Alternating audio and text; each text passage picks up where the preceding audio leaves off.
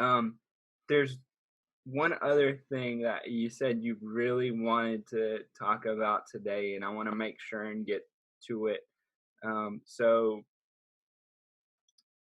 you've got two dogs that you live with, and one dog is an athlete.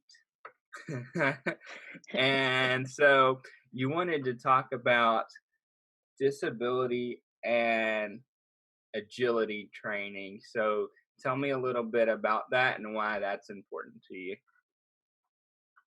Yeah, so when I was diagnosed with mast cell disease, I found out I'm allergic to exercise. So, like, I would pass out when I walked a fourth of a block. My heart rate would go up. I'd cover in hives. It was pretty intense. But I was training my dog to learn agility. So that's when you compete with the jumps and the tunnels and the teeter totter and all the fun obstacles. And my dog absolutely loved it. He's very high drive dog and I enjoyed the time. And I found out ways to adapt to learn how to train my dog and continue to enjoy the sport. And luckily, I had a doctor who supported me and understood that while I may have some reactions, in the long term, it'll help to keep me move. It'll strengthen my body and my mental health and quality of life will improve. So when I started agility, when I got sick, I could barely even lift my arms. So I taught like verbal commands. I'd say, like, go to the tunnel. I learned how to train my dog. Dogs are wonderful at accommodating disabilities. They don't care if you have disabilities and they aren't going to judge you.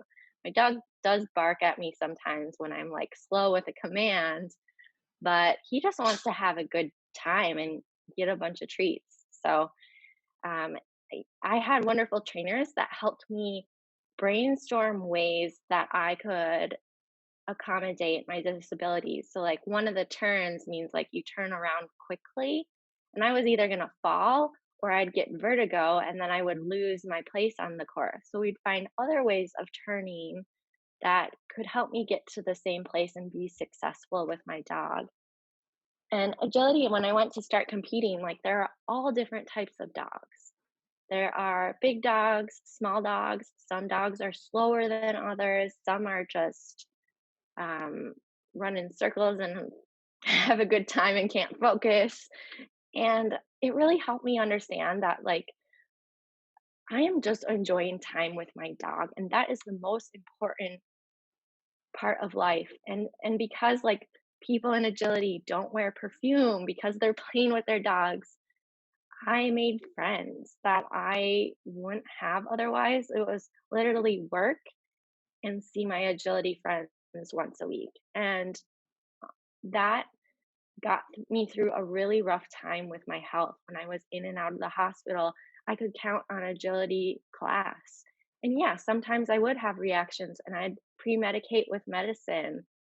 And people wouldn't understand. Sometimes I did park in disability parking and then I got out and I did agility. But the thing that people don't realize is I run for 1 minute, 1 minute, and I save my energy for like 2 days before. And then I go home and I sleep for 3 hours, and I take medicine. And that gives me so much joy and helps me to build my muscles. Since the pandemic, I haven't been able to do agility as much. And actually, my joints are starting to slip out because I don't have that tiny amount of activity to hold my joints into place. Hmm.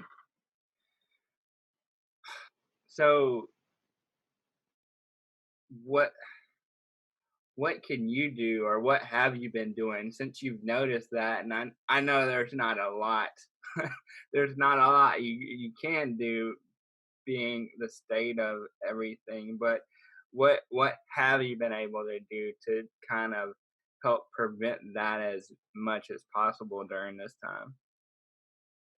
Well, I think I just realized that it was helping me so much. I think disabled people have an intuitive sense of what helps their bodies, and we cannot always articulate that to a person. It's counterintuitive that I do agility, but it clearly was supporting my body. I actually can't like walk as well for this for say like 10 minutes because I need that adrenaline to help with my allergic reactions. So I've been trying to work with my doctor to find some physical therapy exercises to support that. But, you know, that was an ideal environment where I was getting the social, the mental, the physical support that I needed to thrive.